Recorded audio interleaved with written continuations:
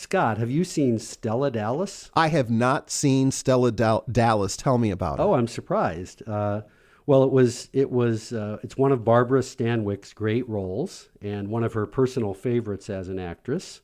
It was the first of four movies that she was nominated for Best Actress for, and actually, all her life that was the one she said she was disappointed with. That first one back in 1938 because she really thought it was her best performance.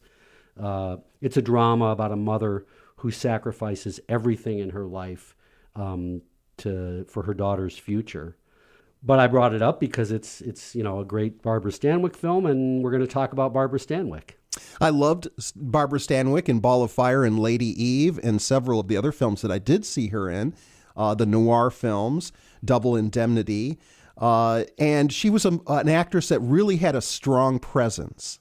She did. I mean, she's one of the greatest Hollywood actors, and I think nowadays maybe fewer people have heard of her. If you talk about classic cinema, they've heard of Katharine Hepburn and Bette Davis and Joan Crawford, but maybe the name Barbara Stanwyck isn't on the tip of everyone's tongue. But she was a wonderful, wonderful actress who started in the beginning of the sound and pre-code era in 1929 or 30 and acted in mostly movies, and then did television and acted all the way into the 1980s, so over 60 years.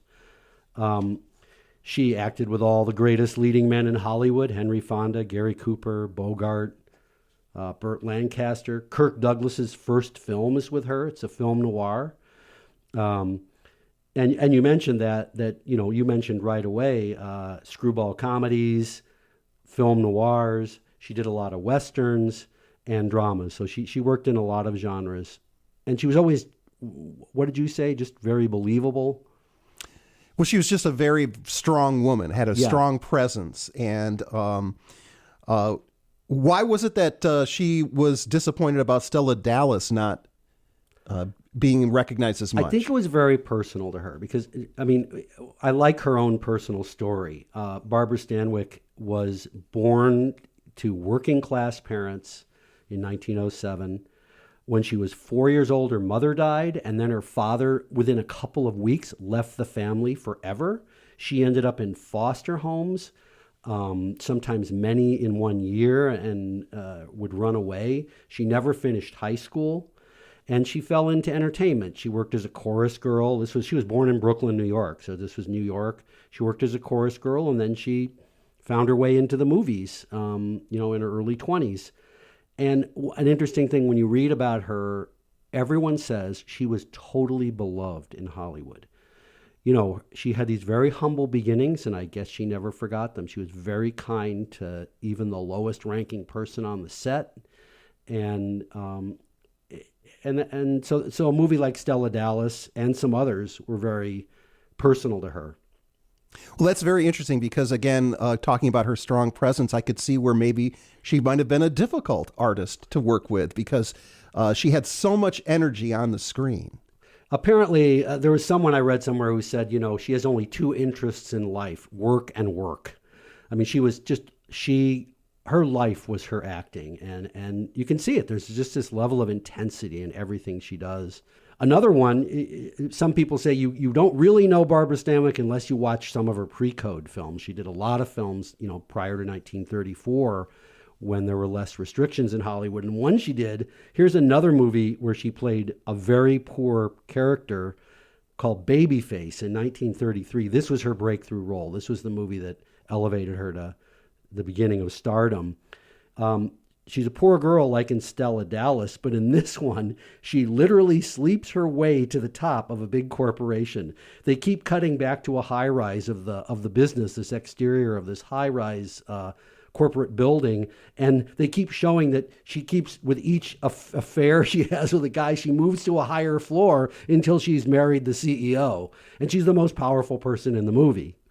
And this is another film that I have not seen.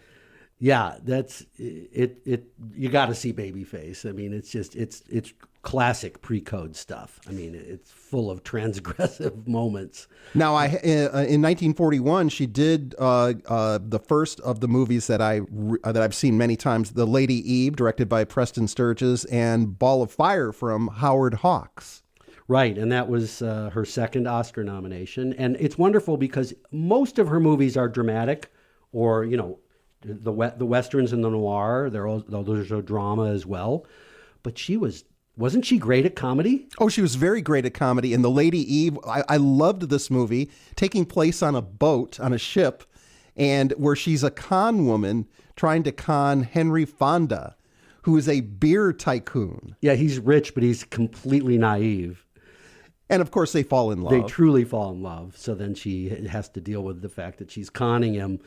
One writer said that in that movie, she, quote, gives off an erotic charge that would straighten a boa constrictor.